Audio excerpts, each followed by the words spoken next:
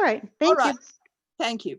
So what I'd like to do to start off this evening is to talk to you just a bit about the structure of the geranium family. Probably you've grown these plants, and if you haven't, this is a wonderful opportunity. But the family's quite enormous, actually, if you can count the cultivated varieties, but it has 4 genera. And I thought I'd start off in the most simple way by just looking at the shape of the flowers. So when I'm talking about the flowers, I'm just talking about single flowers. And we're looking at Geranium roseanne at the moment. It's a true geranium, a hardy geranium, and it's probably the most successful geranium ever. They have produced, when I last checked, which was about 4 or 5 years ago, over 6 million of these had been sold. So that's an enormous number. Everybody seems to be able to grow this plant from Maine to northern Florida to San Diego to Seattle and just about everywhere in between. It's just a wonderful and useful garden plant. So this is my nursery. This is my greenhouse in Richmond, which is about a mile off San Francisco Bay. We're terribly lucky. We have a wonderful climate, and we can leave the windows open during the winter, which probably would drive you all crazy. But we grow all the pelargoniums here. We have approximately, I think, about 800 different kinds of pelargoniums in this house. And here is my website on the left-hand side, Geraniaceae.com, so you can look me up or any of the varieties that we sell. And my and my email address, so that if any of you have any queries that are not answered this evening, feel free to email me. I'm pretty good about answering emails. So this is the geranium family: pelargoniums, geraniums, erodiums, and monsonias. And they're interesting because the geraniums, they're about, oh, well, let's start off with the pelargoniums. The pelargoniums are known sometimes as storksbill, but confusingly, erodiums are also known as storksbills. There are about 200 different kinds, but there are many thousands and thousands of hybrids. Most of them are from South Africa. A few of them are from tropical Africa, Australia, Turkey, Middle East, islands in the Indian Ocean, and the North Atlantic. The flowers are zygomorphic, which means that they can be divided in one direction so that you have equal parts on either side. They have 5 petals, the single flowers, 5 petals, and they have a nectar spur, which looks like a little bump on the stem of the flower. And there are, if you want to know this and you're deeply into fertile and unfertile stamens, there are 7 of them in pelargoniums. The next one are the geraniums, and there are about 400 different species of those, and they're from all over the temperate parts of the world. The flowers have regular petals with 10 fertile stamens. Those are the pollen-producing stamens. Petals are veined, but they're never blotched. That's important because some erodium look like geraniums, but they almost all have a big blotch on the upper 2 petals. They're herbaceous perennials, the geraniums. Most have a perennial crown and annual leaves and flowering stems, but some of them come from South Africa and they look very much like pelargoniums. They have woody stems. And the last category are Monsonias, and you probably, unless you've been to South Africa or maybe you're a succulent collector, you would not have seen these at all because they're just not in many collections. They were recently merged with another genera, which is very confusing, the sarcocolans. There are about 60 species. The sarcocolon section of this group have fleshy, spiny stems, and they're found in Southwest Africa. And most of the rest of them are found in the grasslands of Africa, a few in India. The flowers are actinomorphic. and they have 15 fertile stamens. They're just a very interesting small group of plants, and they're really for passionate collectors. So it's unlikely, unless you're a collector yourself, that you would see these. Now, if we look back to the pelargoniums, we'll see that, oh, well, I didn't do the Erodium. The Erodiums, there are about 60 species of those. They're mainly around the Mediterranean, although we have 2 species in California. It's interesting. One of them is down near the border with Mexico, and there's another one that's about 20 miles up the road from me. I've not seen the one that's close to me. It's in a sort of swampy area alongside the Petaluma River. But the flowers on the Erodium are actinomorphic, and they only have 5 fertile stamens. Many are found in hilly and mountainous areas, and gardeners tend to use them in rock garden situations or in containers. They're generally not hardy in cultivation below zone 8, so you'd need to protect them during the winter. That's also true of pelargoniums. So let's have a look back at the pelargoniums. We're going to divide them up into hortorum, which are the zonals, which you're probably all familiar with.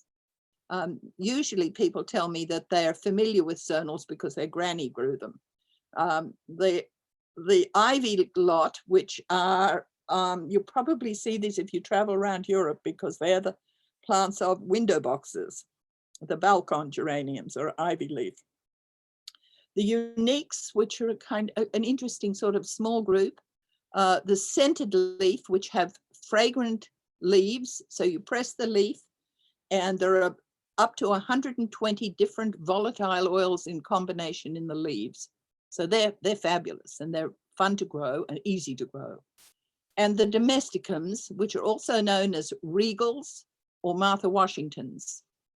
And these are those big showy flowers that are only around for a short period of time, but they pack somewhat of a wallop in the containers and in the gardens.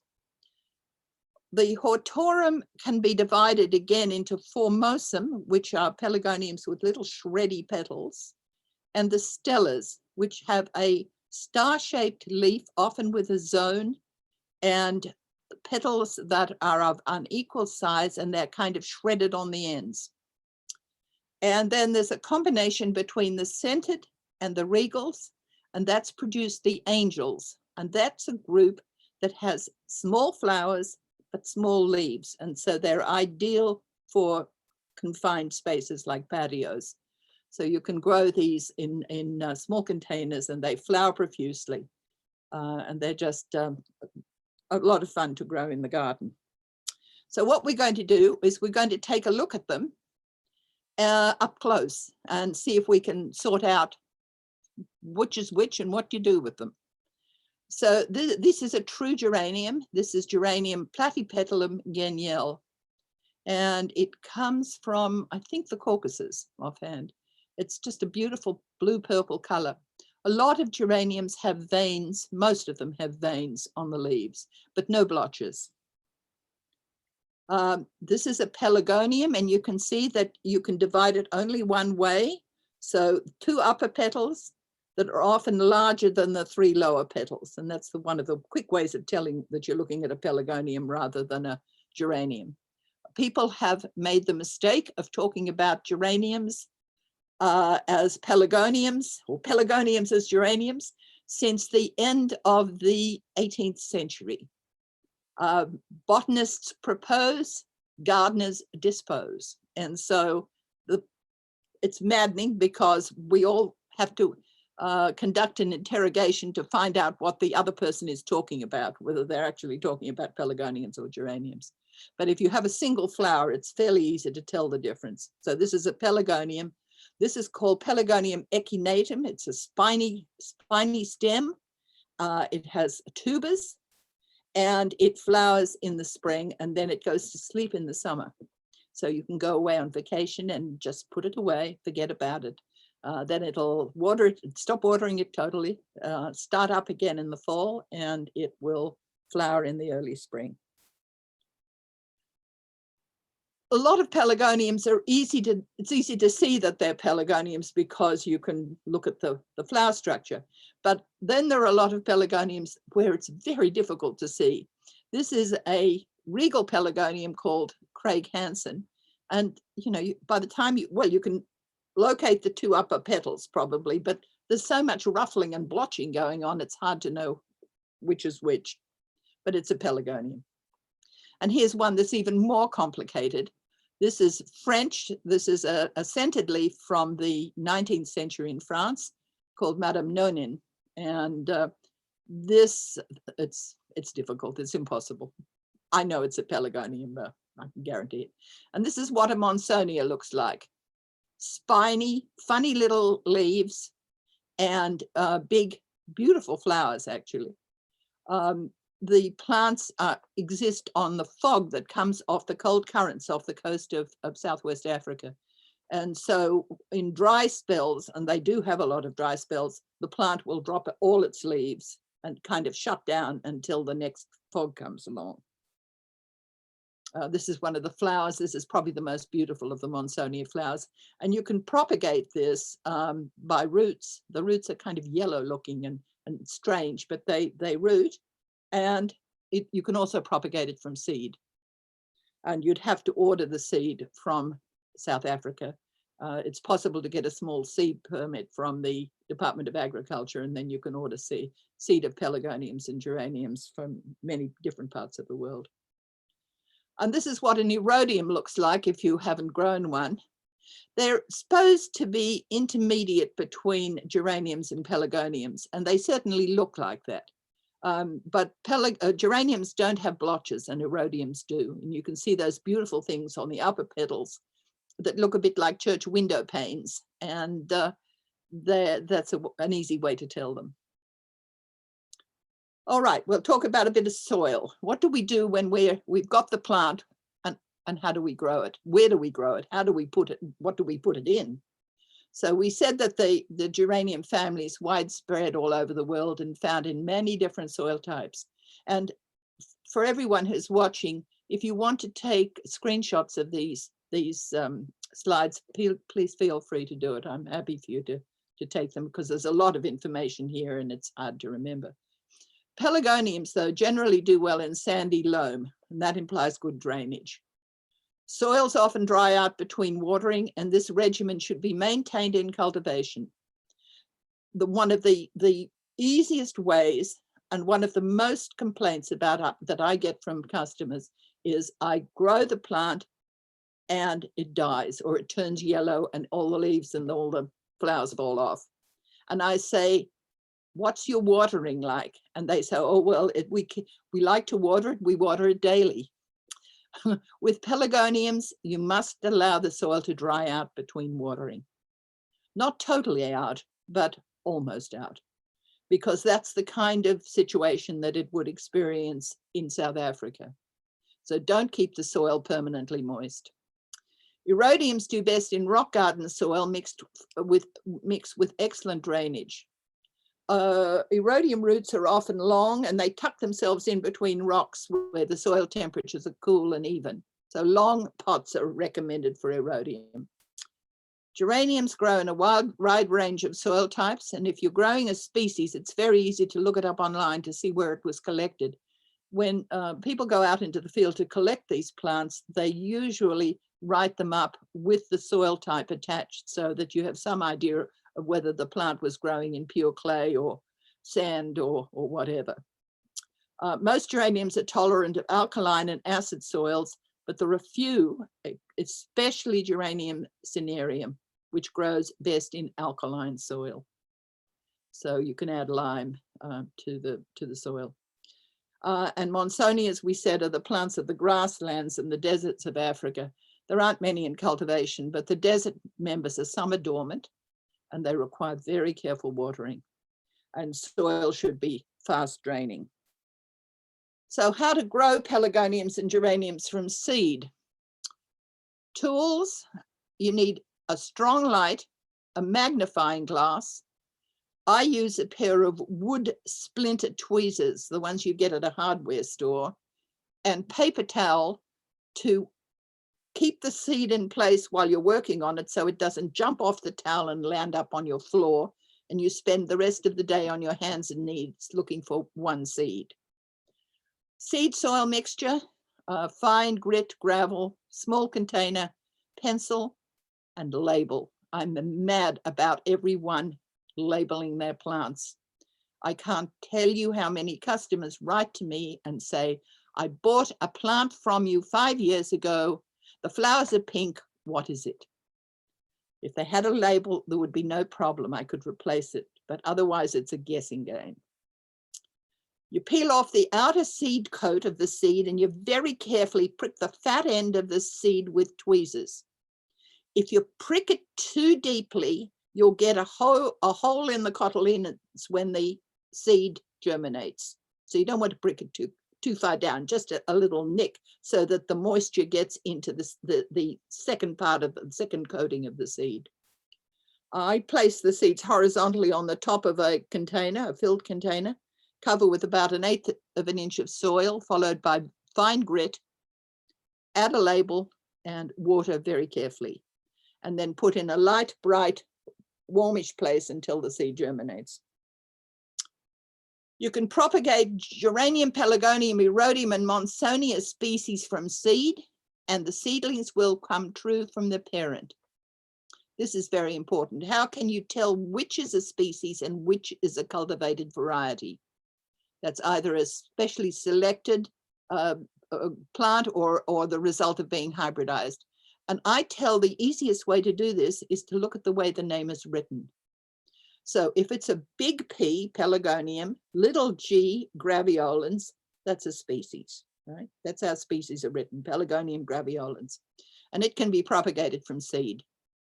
Geranium sanguineum, Kristen Jacob, for example, is a selected form, or Pelargonium graveolens, attar of roses, it's another selected form, or Georgia peach is a hybridized form, and it can't be grown from seed because these are selections from seed. So if you grow them, you may get a reversion to the parent. They must be propagated vegetatively, and that's by taking cuttings. Okay, so now we're looking at a Pelargonium seed head. The awn is that little bit that sticks out at the end, and then there's a round clump, which are the seeds, and then there's another little stem, and right at the bottom of the stem where it connects with the large part of the stalk, there's a tiny bump, and that's the nectar tube where it's connected into the stem. And all Pelargoniums have it. Some of them it's very obvious, and some it's really hard to distinguish. But this tells you it's a Pelargonium. Geraniums have their nectar tubes tucked inside the flower and you can't see them, but on Pelargoniums you always can. So we have the awn, the seeds, and the pedicel. And this is what the whole thing looks like when it dries. The awn connects the seed and its mechanism with this very fine thready looking piece. You can see the seed sticking out the end, it's brown.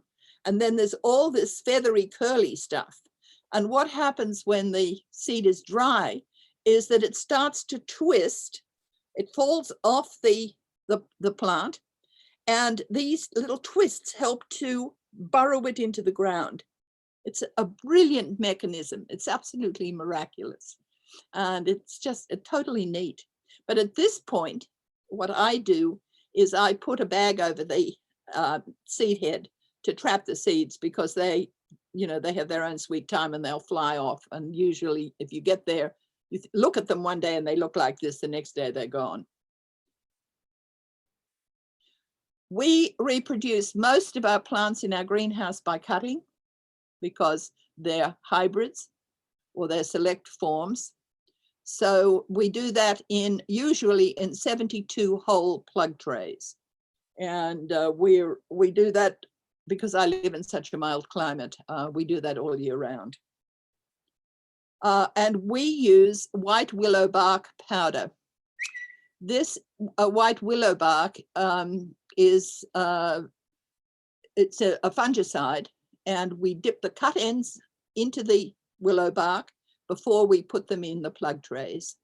gives you about 2 weeks protection and enough time to let the cutting start to develop roots. I use number 2 Felcos for everything. I've worn out, because I've had a nursery for over 35 years, I've worn out countless pairs of these things. I had a friend who used to come up and help me, and she brought a single edge razor blade, which used to terrify the life out of me, because it's the potential for cutting your fingers is really easy. But these are fairly safe, and they're very sharp. And you do need a sharp instrument to make sure your cutting doesn't have damaged ends. You need to have a good sharp cut when you're making cuttings. There are a whole lot of plants that you can do from seed or cuttings. This is Pelargonium cotyledonous. This comes from the island of Reunion in the North Atlantic, and it's an incredible plant. It has fat, short, stubby fingers and these wonderful white flowers, but it is frost tolerant, so you can't grow it outside during a cold winter. And I prefer to grow it from seed, because this is what happens when you take cuttings from it. It looks damaged.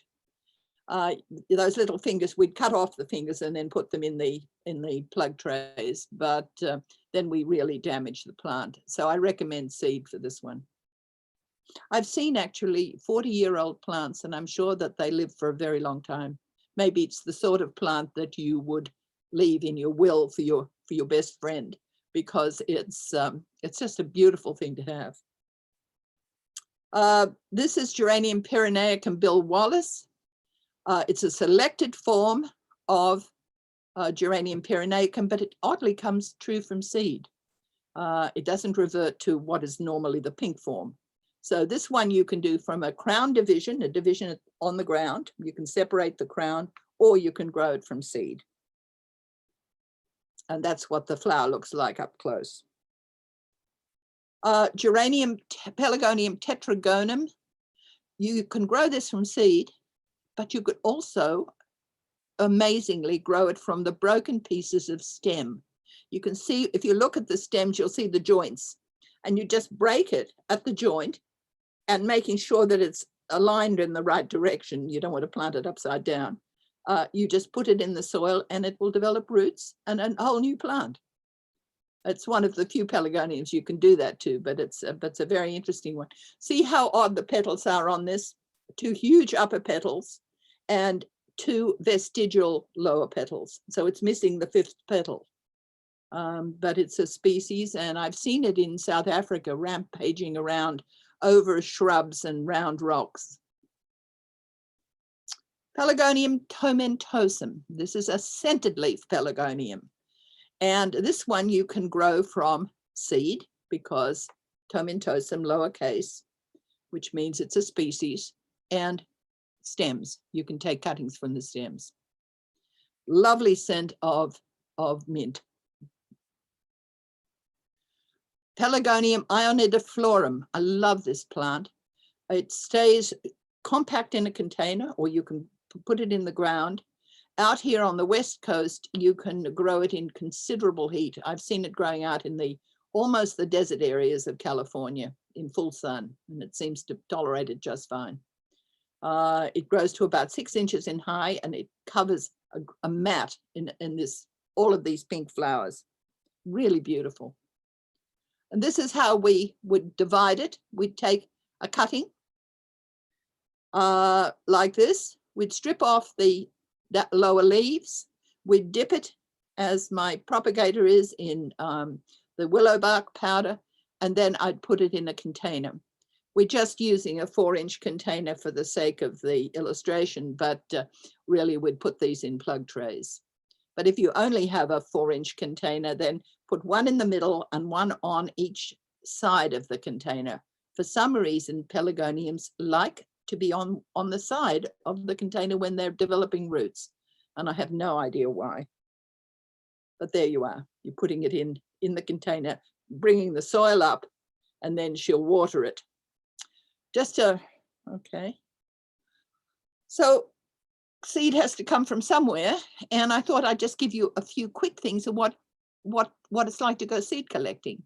The year before last, I went to northern Greece with a friend and we collected seed. We are on top of a mountain overlooking Macedonia. And I'm looking for this little white flower down here. This is Geranium subarcutum. And it's charming. I like it a lot. And it wasn't in cultivation at that stage. So here it is. And I'm collecting a few seed of it. Just a few, just enough for me. This is northern Argentina, and I collected here also about in December of 2019 with a friend. And this is the Cuesta del Obispo in east of Salta, the northern part of Argentina. And I'm looking at Venturianum, Geranium Venturianum, not in cultivation at all. And to my sorrow, not in seed either. This is what the flower looks like. But as I said, it's not in cultivation. And if I want to collect seed, I'm going to have to go back to northern Argentina. But it's really fun to collect in the wild. And if you travel around, geraniums are on every continent except Antarctica.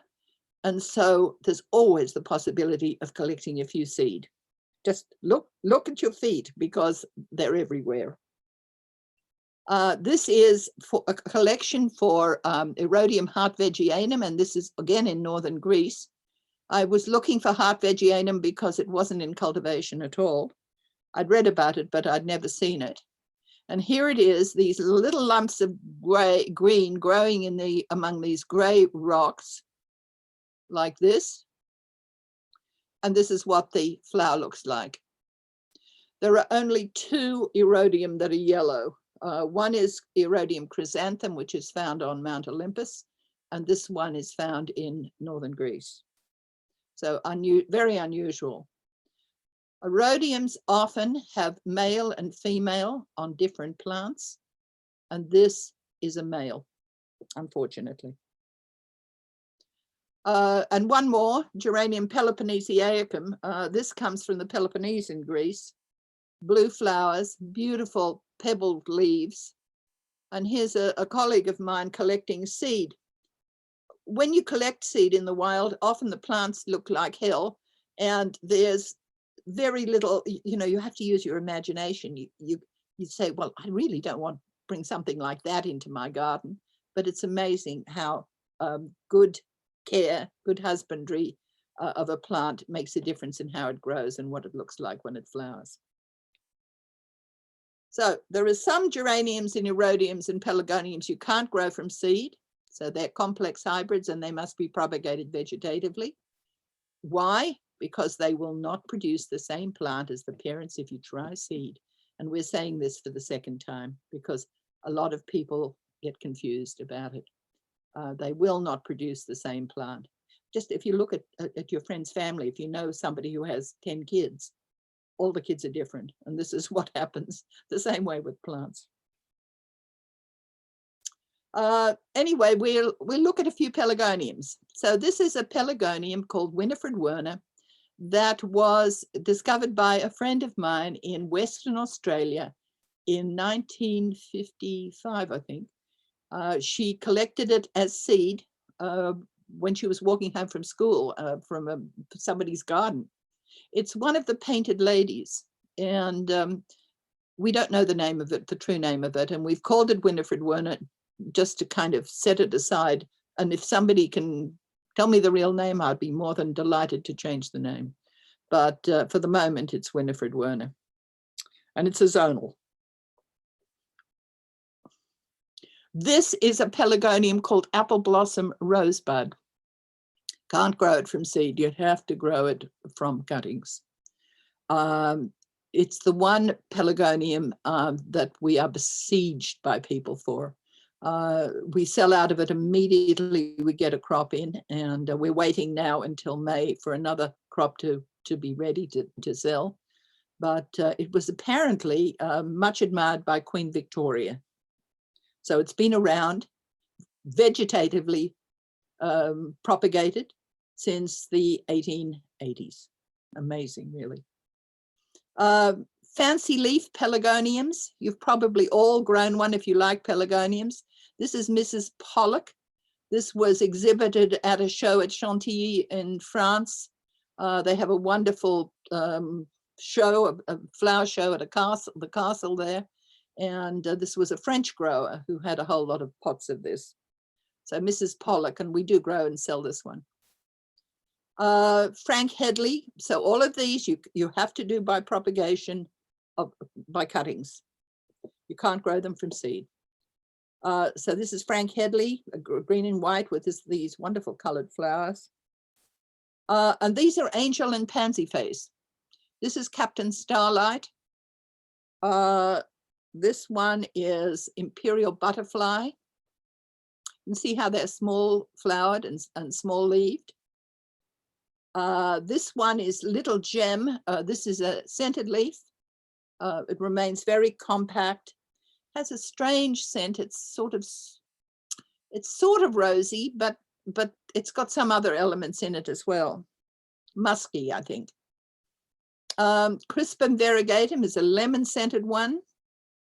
It's all here in the United States. It's known as Prince Rupert variegated. In England, it's known as Crispum variegatum. Often there's a difference in names between Europe and the United States with some of the pelargoniums.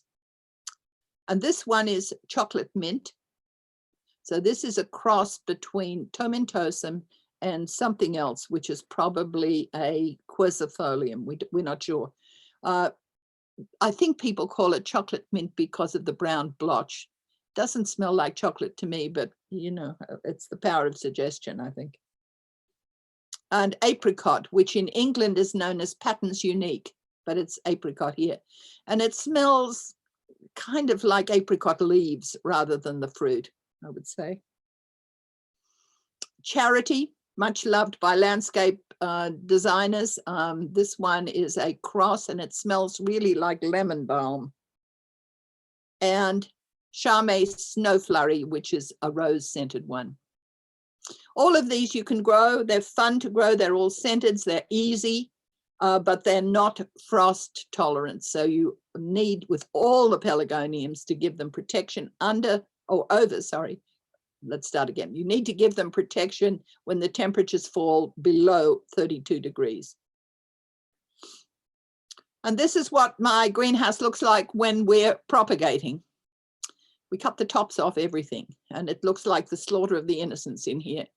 But it's what we do, and we propagate year round, as I said, because our climate is so mild. It allows us to do this.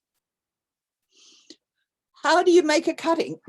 Well, you cut a branch off. And here, my friend Don Reines took these photos, and he's showing this with a single edge razor blade, which I eschew. I'm too frightened to use them. But you make a horizontal cut at the node, or I use it about maybe a tiny little bit below the node. And then if the leaves are large, you remove the largest ones and you leave three to five on the top of the plant. And also you take off the flower bud if there's one, so that the plant can put its energy into making roots and not sustaining the leaves. So this is what the cuttings look like after about 6 to 8 weeks in the plug trays. And then you can put them into a cutting mix into 2-inch plastic pots. Because in our greenhouse, we grow up to 25,000 cuttings at a time. We put them into 4-inch immediately because I don't have enough staff or enough time to make the move between 2-inch and 4-inch containers. But at home, where you're producing relatively few, you can put them in a small container first. And the advantage to doing that is that you don't have a great lump of wet soil around the new cutting. So you keep the soil fairly small amounts of soil, and that helps the cutting to grow quickly. And this is what it looks like when we've got a block of pelargoniums growing in the greenhouse. This is Pelargonium splendide, which is a cross between 2 South African pelargoniums. It's a wonderful plant, but it's difficult to grow. We've got some flowering at the moment, I'd say that a number of our customers kill this, but it's irresistible, as I will show you. It looks like that when it's in full flower. It's the what do you call it? The Goldilocks principle. Not too much water and not too little water. Not too much cold, not too little cold. So it's just a finicky plant to grow, but has great rewards if you're successful. Now we just look at a few different ones. Ivies. This is l'Elegant. It won an award in the 1880s in England at the Crystal Palace show. It has green and white leaves, but they turn pinky when the weather is cold. And this is one of the balcons. This is in the Dolomites in northern Italy, where the town people planted these enormous baskets of this one, and it's called Balcon Royal. And we grow this in the nursery. So I'm showing you ones that we actually grow. And this is the king of the balcons with a pink flower. They come in a sort of orange, red, pink, and white. Croqueta. Something very strange about this one. It's got the red and the white. We have a number of these actually, and the original one was supposed to have come from Mexico, and then hybridizers bred some others to go with it, with varying shades of red and pink. The darkest of all the Martha Washingtons, or they're known as regals, is Brown's butterfly. Brown's butterfly comes from Mr. Brown, who was a California gardener, and it was named after him, and it's really dark. It's almost black. The lighting from the photograph makes it look lighter than it actually is. One of my favorites is Georgia Peach. This is a very old variety, but just a beautiful one, easy to grow. Clown I'm very fond of because it has those lovely orange nectar guides, the feathery veins and blotches on the upper petals. These are all regals or Martha Washingtons. And this one I like very much, called Cara, because it's compact. Some of the Martha Washingtons will grow as big as a bus and you kind of have to dodge out of their way, but this one stays compact. And this one, yeah, I'm just picking them at random, but this one is called Julio, and the color on this is superb, I think. It's just beautiful. And again, you'd have trouble deciding which are the upper petals on this because it's got veins and blotches on all the petals. But we know it's a Pelargonium because of the structure and the fact that it's got nectar guides. And one of our whites, we've got about 5 different whites, and this one is White Glory. Again, just a lovely flower. Now, just a couple of Pelargonium species. I told you the species are kind of odd looking. This one again has huge upper petals and skinny, almost vestigial lower petals. And this particular species only has 2 lower petals instead of 3. But it's remarkable looking. The flowers are huge. Now, if you look down the stalk of the flower, you'll see the bump of the nectar tube. It's quite well illustrated on the left-hand photo. And this is Pelargonium schizopetalum, and it is. It's incredibly strange looking with its shreddy petals.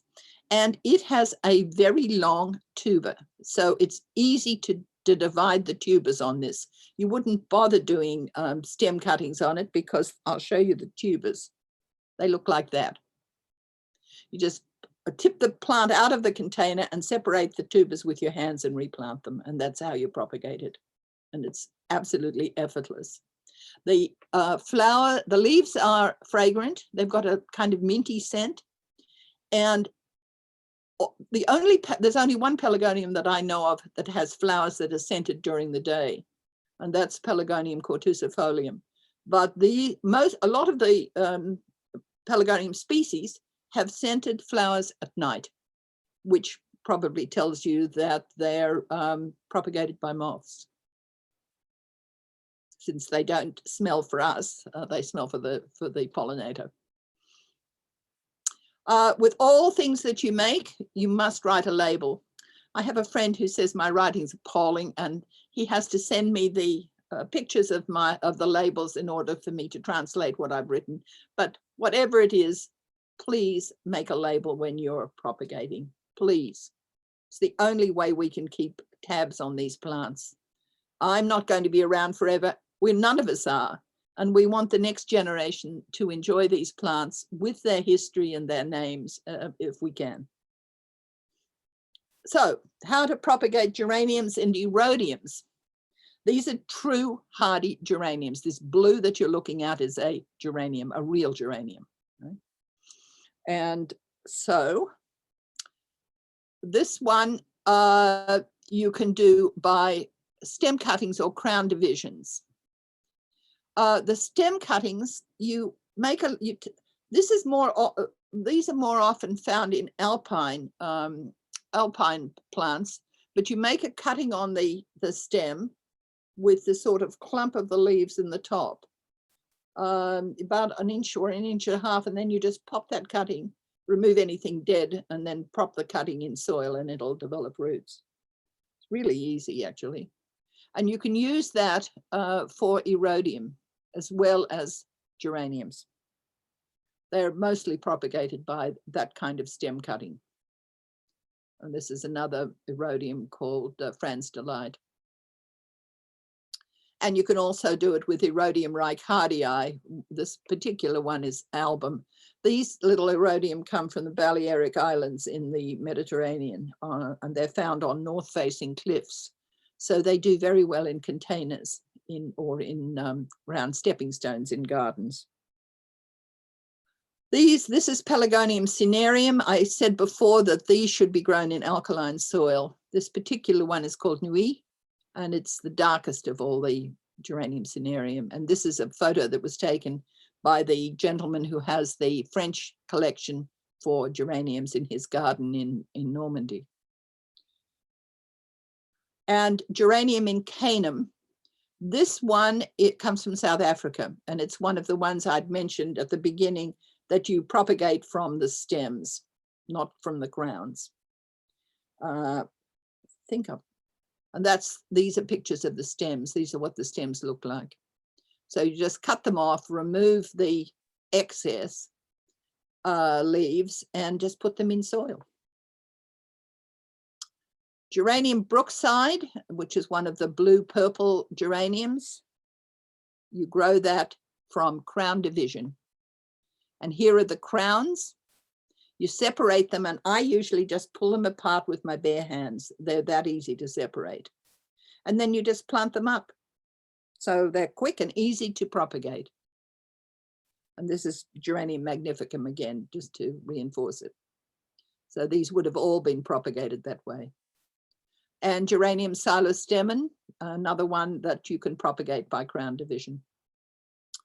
And Geranium phaeum Margaret Wilson. This is an unusual one that has lavender flowers and leaves that are variegated. It's a really nice one because it does well in the shade. Not shade that only plastic flourishes in, but the kind of shade that you have dappled shade. But it brings, because of the leaves, it brings light into a shady area. So it's really fun to look at.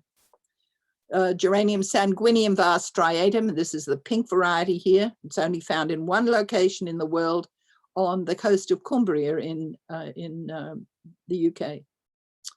And also by crown division. And this one, Geranium pratense cloud 9, is a double. There are only a few doubles. I can't remember exactly how many, but probably about 7 to 9 doubles in the geranium family. Very few. And those have to be done by crown division. This is Geranium macrorhizum. This is a great geranium for the shade. And here it is in nature, growing in northern Greece, just in the wild, just growing beside the road. And this comes in pinks and whites. And it's a great weed smothering, as you can see. ground cover. And it has rhizomatous roots, so this is the way you propagate it.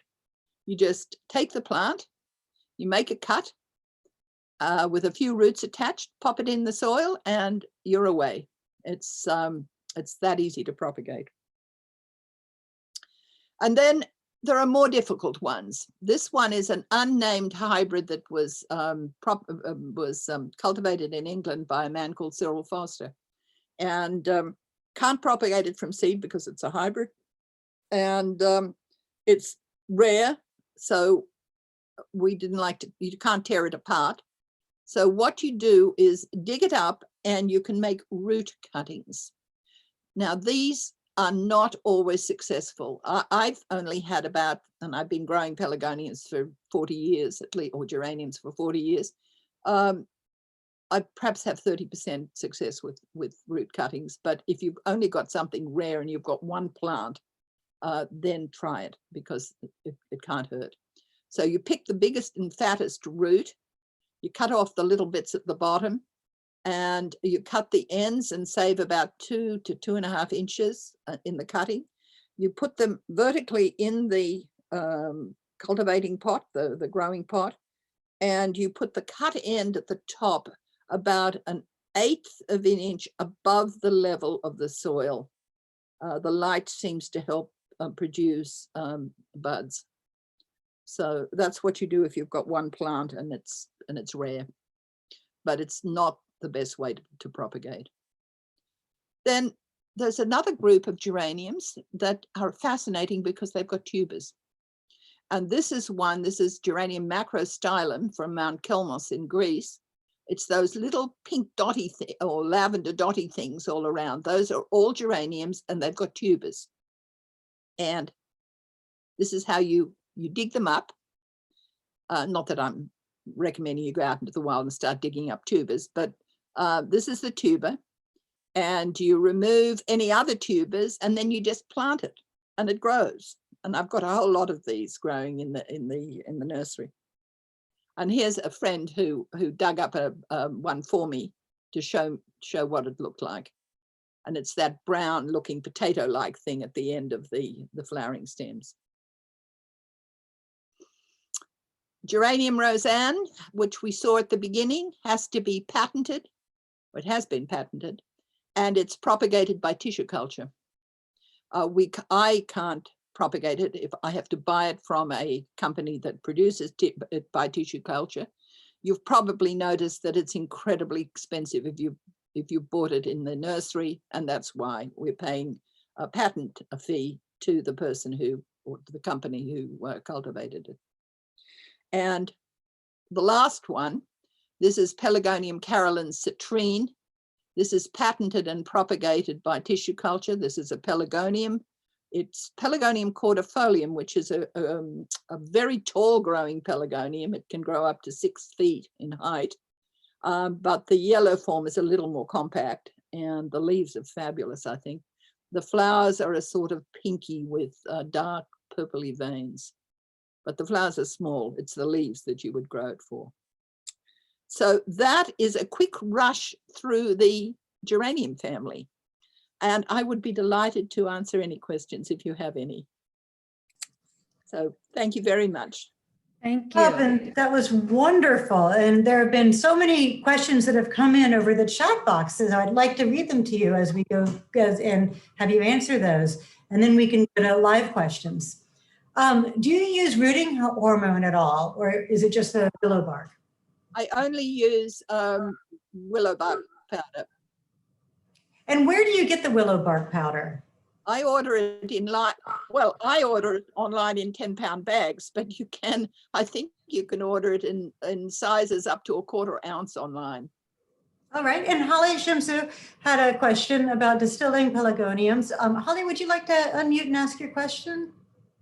Oh, yes, please. Thank you so much. I am really interested in the fragrance of pelargoniums, and I have been for years growing various, quote, rose geraniums, attar of roses, and the names here are a wreck, I will tell you. And I wondered if I could ask your opinion about the best rose for rose fragrance, and then the best lemon in your opinion, and if there are any others you recommend. Holly, For fragrance. I met you years ago, I think, when you were the director of the herb garden in Washington, That- DC. I remember. Thank Yes. you. Yeah, it's lovely to see you. And I grow 15 different kinds of rose-scented pelargoniums. Okay. And I've got the one that is supposed to have be used on, I think it's Reunion, where they extracted the oil, which is called rosé, with an E acute, and it doesn't smell particularly attractive. So I'm always thinking that the chemists are looking for different elements than we would if we just smelt it. The one that we recommend for customers to grow on their pots or gardens is attar of roses. Yes. Now it's not there are two attar of roses. There's an English one, which I also have, but the American one is the one I would recommend. And it has a lovely, soft, sweet scent. Some of the other ones that we grow smell a little bit feral. They've got a sort of, I don't know, it's a rather strange element to the scent. But they're all interesting, and I suppose an herbalist would look at them in a different way than I would just naturally rubbing the leaves. Thank you. And then do you have a favorite lemon scent? The lemon, well, the strongest lemon scent we grow is citronellum. Okay. But it's a citrus rather than a lemon, I think. Okay. But again, we have large numbers of different lemon scents. So it's just, I think it's a very personal thing, scent. And Yeah. it's sort of bound up with memory too. So, you know, you really just have to smell a few and see which one appeals to you. We've got something that smells like lemon pledge. We've got lemon breeze, lemon fancy, lemon kiss, on and on, you know. So we do grow a number of them. Super lemon, which has probably the strongest lemon scent. Okay, thank you. And my last question is, I've been trying to track down the correct names for some of these pelargoniums, and I have a couple of books, but do you have a particular book you could recommend? Oh, you know, it's the botanist's despair, I think. I think that the botany around pelargoniums has brought botanists to their knees. It's Yes. so confusing. And it's really nothing current that I would recommend. I mean, all the ones that are current seem to have some kinds of faults. Okay. You know, send me an email, Holly. I'll think about it and send you a list, because Thank you so much. I will, and I was going to suggest that. And thank you. I'll let someone else ask questions. yeah. And Robin, I think you have a slide that has your email on it, and you may want to go back to that slide so people can write that down and know where to reach you. It's well, it's Geraniac, Geraniac, Geraniac at Packbell, and that's spelled PACBELL.net. Thank you. Geraniac at packbell.net. And I'm good about answering things, so feel free to write to me. And then a number of people have asked about how to grow regals or other ones that you've talked about in our heat and humidity. So in particular, how do you grow regals within our climate that we have here? And do the angels do better? I don't know is the short answer. I mean, I have customers who grow them. I certainly had one customer who grew them in Florida and installed fans around them so that they would get, gardeners are wonderful. They're an indomitable lot and they don't give in easily. So, you know, it just depends on how badly you want to grow it. But I don't think that the regals do well in humidity. I really don't. And probably none of the pelargoniums particularly well, because they come from southern Africa. which has a Mediterranean climate with hot, dry summers and with almost no humidity and cool, wet winters. And then the one you have on the screen now, Carolyn citrine, has really caught the eye of Judy and some others. Would you recommend that for our wet climate, humid climate? The short answer is I don't know. Yeah. There's a certain, you just have to try these things and see if they work for you. I've heard no complaints about it, and if I have complaints, I pass them along. But I haven't heard, and I do know that some people have grown it, but what's happened, I don't know. It depends if they're incensed enough to write to me. And then can you talk a little bit about Geranium Madeirense? Somebody used to live in Alameda and grew it and would like to try it here. Oh, well, the first time I ever saw it was in a greenhouse at the Botanic Garden at Cambridge in England. And there was this huge queue of a line of people going out the door of one of the greenhouses. So I joined the line. And at the end of it was a Geranium Madeirense growing in a 48-inch box. It was in full flower and it looked absolutely incredible.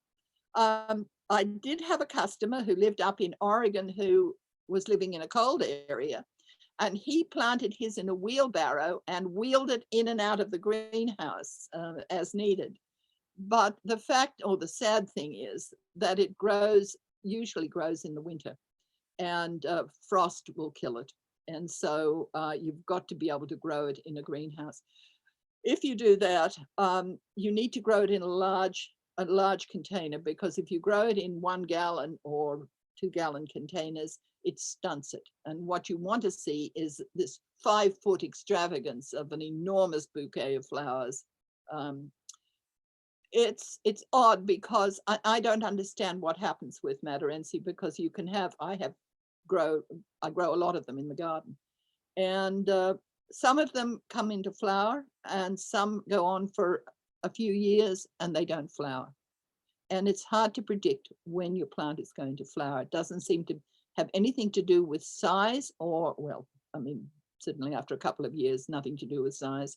And really nothing to do with the soil type or anything. But it's somehow the plants, if you have a group of 5, say 2 might flower and 3 mightn't. And the next year, 1 might flower and the rest won't. And it's very confusing. We also have a really pretty form that has white flowers called Guernsey White. And that one, again, behaves the same way. But it's not the easiest plant. The only suggestion I have for the people who want to grow it is to move. You have to move your house. Sorry. Well, that's a great answer, but there are wonderful comments in the chat box, and I will share those with you afterwards, because I know it's hard to read them while you're presenting. But one of the comments was that they remind Runa of her childhood, since her dad grew them when she was growing up in India. Oh, that's true too. You know, we all have this very fond feeling for these plants. Well, some people do. Other people say, oh, zonals, no, because they remember them from their childhood. But other people, there's a lot of sentiment attached to this group, I think. And I would, because I love the hardy geraniums, I hope that people will grow more of those as well, because they're much more in tune with different climates and very much easier to grow. So that's the end of the comments that are in the chat box. Besides the end of the questions, I should say, there are plenty of comments that are just full of thanks for you. Does anyone have a question they'd like to ask verbally?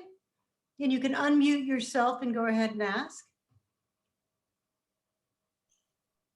Well, this is Holly Shimizu. I'm going to be coming out to San Francisco in July. Could I come and come to your nursery? Oh, I'd love you to. I'll lay out the red carpet. Oh, I don't need that. I just would be, this would be my heaven, heaven. Oh, well, that'd be such fun to see you. Send me an email, Holly, when you're ready to come, and we'd be delighted to see you. Thank you. Okay. So thank you all very much, and good growing, I suppose. A good temptation. Thank you so much. Well, Okay, thank you, Robin, for speaking, and thank you, Jim, for bringing Robin to us. This has been fantastic. thank you, Jane. Bye. Thank you. Bye. Thank you, Robin. Bye.